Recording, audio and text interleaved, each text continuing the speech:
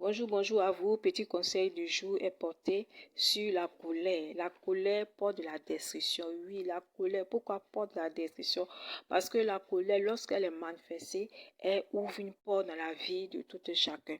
Lorsque une personne manifeste la colère, elle manifeste, c'est comme si elle prenait la clé, elle mettait dans une porte, elle ouvrait la porte de sa vie, la porte de son être, à toutes les mauvaises choses.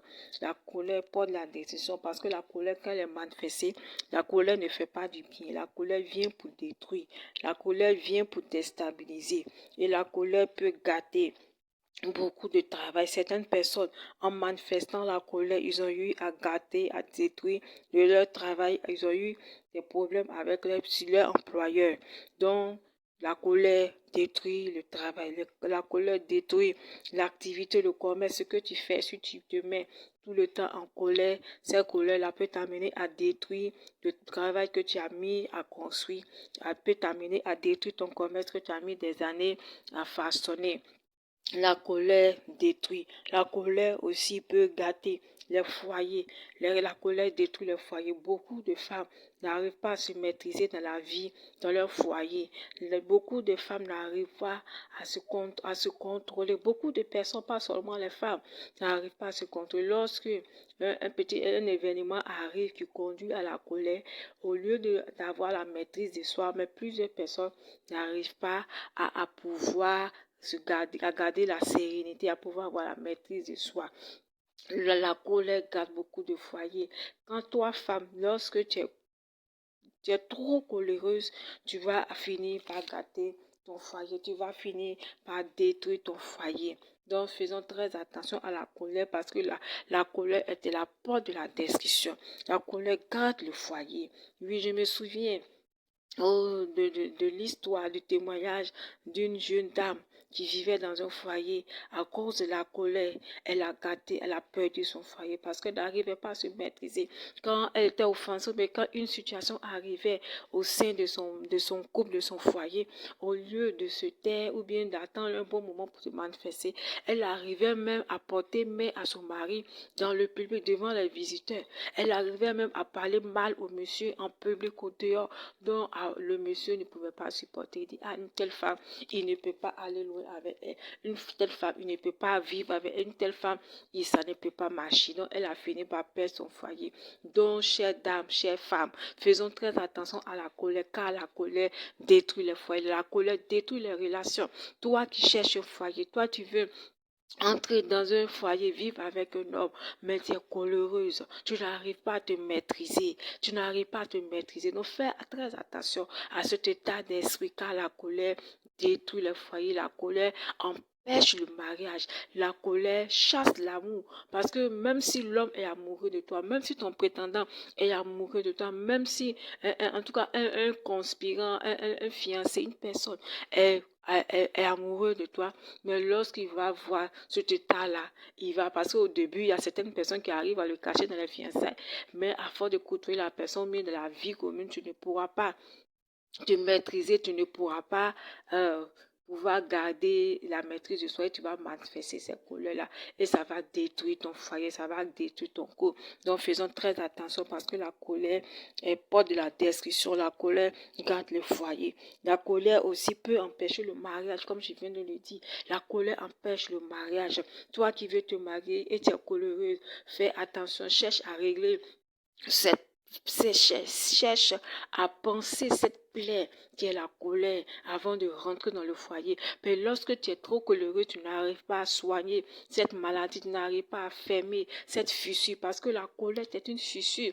Nous, le corps, l'âme, l'esprit, en tout cas tout ce que nous formons une maison symboliquement et la colère vient quand elle est manifestée, elle crée des fissures et ces fissures tellement qu'elles grandissent parce qu'elles n'ont pas été contrôlées, n'ont pas été maîtrisées. Ces colères-là grandissent et cela finit par transformer, à devenir par une porte et cette porte-là, lorsqu'elle n'est pas devient un gros portail et ce portail-là peut arriver à détruire la vie, à détruire le foyer et empêcher le mariage, empêcher les foyers. Donc faisons très attention à la colère parce que c'est une porte pour la destruction de nos vies, parce que c'est une porte pour la destruction des foyers. La colère aussi rend pauvre. Oui, si tu es toujours coléreux, tu vas chercher, il faut aimable. Il faut être aimable pour chercher du travail, il faut être aimable pour faire ses activités. Mais si toi, tu n'arrives pas à te contrôler, la colère peut t'appauvrir et tu vas rester peu pauvre. On dit, ah, telle personne, telle femme, bien tel monsieur, elle est pauvre parce qu'elle est coléreuse. Elle ne peut pas vivre avec quelque part. Et la colère aussi peut chasser aussi les amitiés. Étant coléreuse, colérique, tu n'arrives pas à te maîtriser, tu n'arrives pas à passer des moments de détente, de plaisanterie avec, avec tes amitiés, avec tes amis, tes camarades, tes connaissances. Et cela va t'amener à détruire toujours tes amis. Qui peut accepter, est-ce que toi-même tu peux accepter de marcher toujours avec une personne qui est toujours coléreuse? Est-ce que tu peux accepter de marcher toujours avec quelqu'un qui est toujours dans la colère? Non, ça finit par mettre mal à l'aise. Si c'est une fois en passant, on peut comprendre. Mais si ça devient fréquent, ça met mal à l'aise et ça gâte les amitiés. Donc faisons très attention de ne pas ouvrir le plus souvent cette porte de la colère dans nos vies. Parce que la porte de la colère gâte. La porte que nous ouvrons à travers la colère. C'est comme si tu avais ouvert la porte d'une maison et lorsque cette porte est ouverte, tout peut entrer. Les voleurs peuvent entrer. Les braqueurs peuvent entrer. Les animaux, en tout cas tout ce qui est impur, mauvais, peut passer par cette porte-là pour venir gâter. Donc fais très attention à ne pas ouvrir la porte de ton cœur à travers la colère. Parce que un témoignage aussi, il y a une servante sorcière qui est tombée malheureusement pour elle, et heureusement pour cette dame qui était une femme de prière, elle a reçu une aide ménagère chez elle pour venir l'aider parce qu'elle travaillait. Et cette dernière sorcière, elle est venue dans la maison avec une mission, c'est de détruire le couple. Donc elle faisait à chaque fois des bêtises. Elle faisait sciemment, c'est pas qu'elle ne faisait pas exprès, elle faisait sciemment, elle était consciente de cela. Elle faisait des bêtises pour chauffer le cœur, comme on peut le dire en Côte d'Ivoire, pour énerver sa patronne. Elle faisait tout pour énerver la patronne. Mais comme la patronne était une femme de prière, elle avait la maîtrise de soi. Elle avait compris le jeu de cette fille de ménage. Elle cherchait à l'énerver.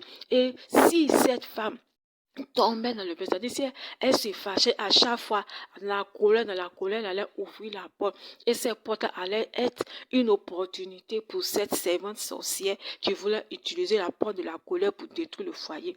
Elle voulait utiliser la porte de la colère pour garder l'harmonie dans le foyer. Donc, faisons très attention. Et quand cette femme a vu les plans de cette dernière, elle a fini par la renvoyer. Et c'est avant de partir qu'elle a dit, Madame, tu as eu la chance. Si tu avais cédé la colère, j'allais détruire ton foyer. Donc faisons très attention à la colère. Nous ne savons pas, la colère arrive. Mais nous ne savons pas les dégâts que cela peut amener dans la vie de tous les jours. Donc faisons très attention à la colère que nous manifestons, à la colère, parce qu'elle ouvre la porte à la destruction. Et c'est comme je disais, le portail qui est ouvert, tout va rentrer. Les maladies vont rentrer parce que la colère est venue.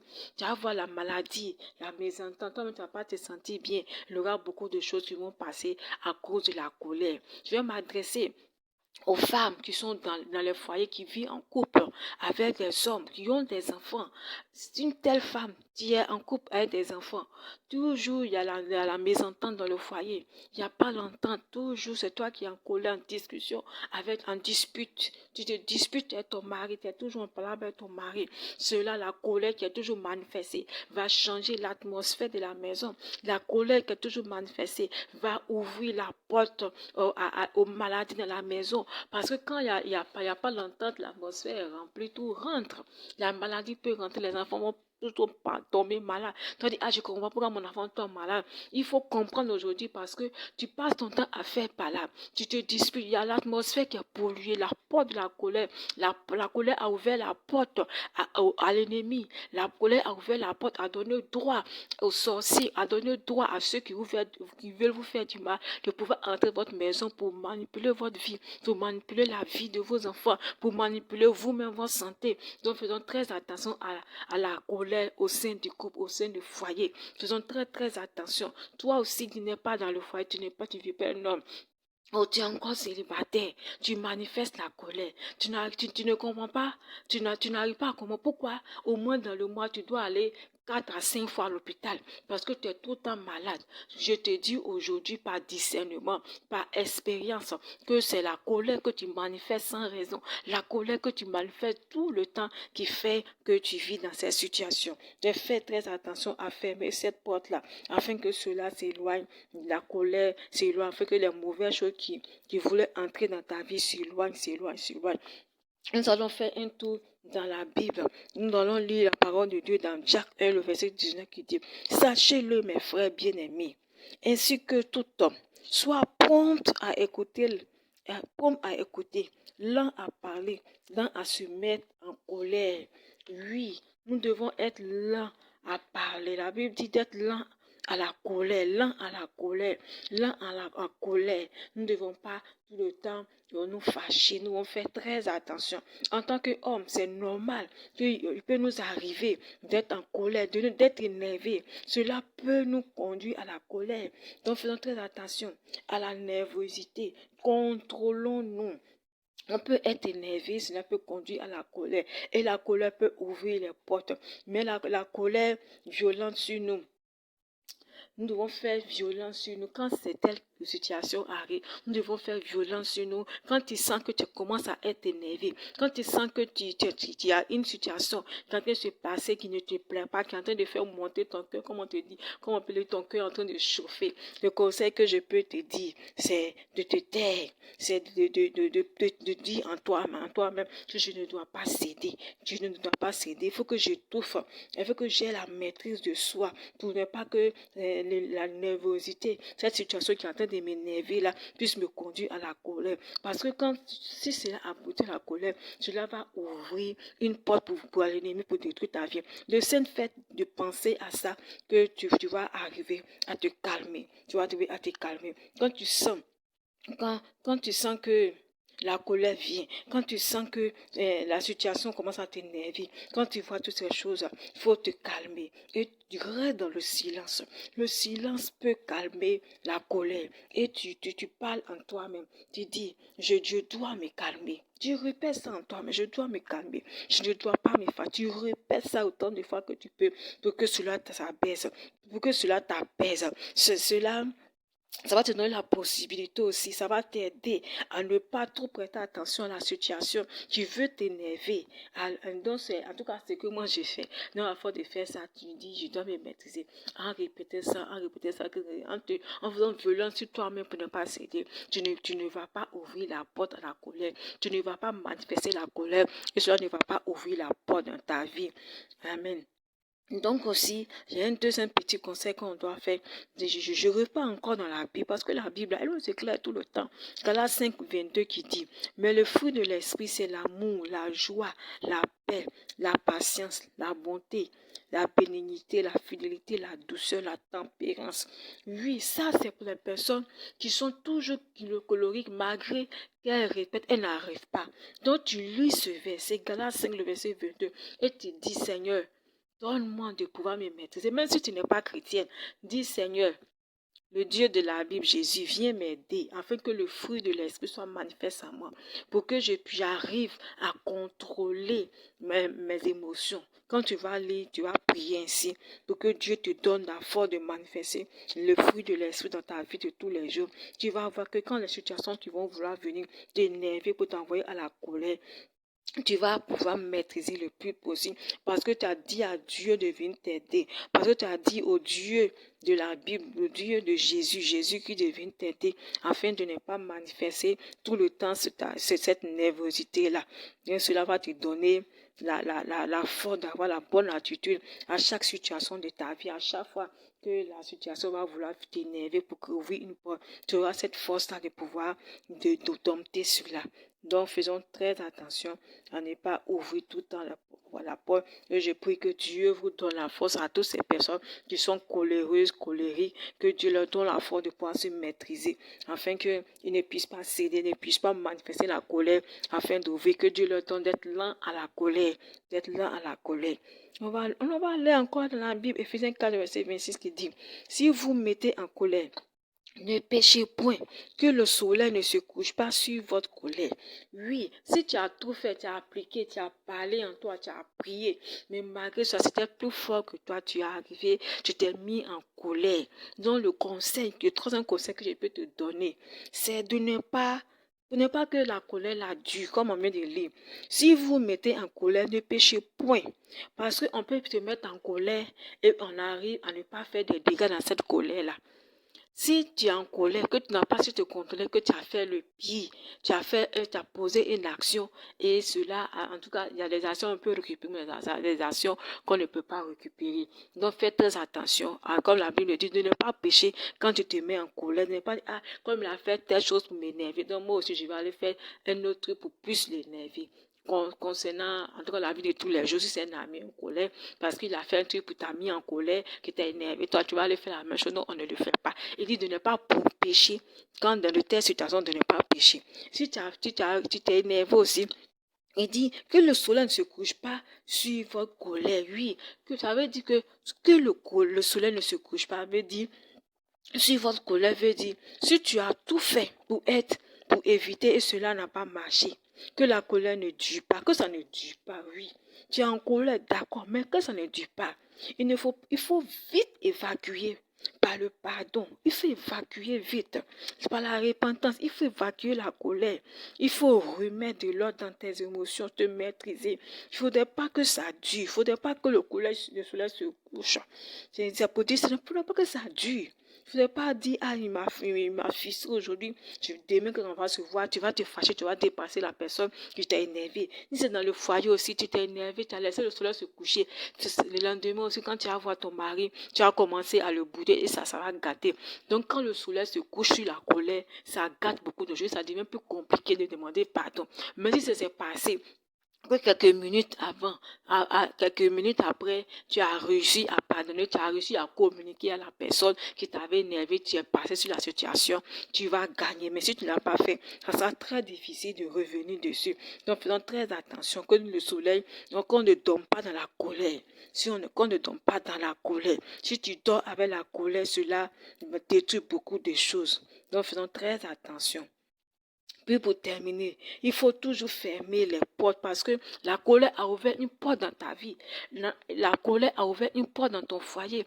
La colère a ouvert une porte dans ton travail. A ouvert une porte, en tout cas dans tous les domaines de ta vie. La colère a ouvert la porte à l'ennemi, aux mauvaises choses, aux maladies, à la pauvreté, en tout cas au divorce. La porte a été ouverte.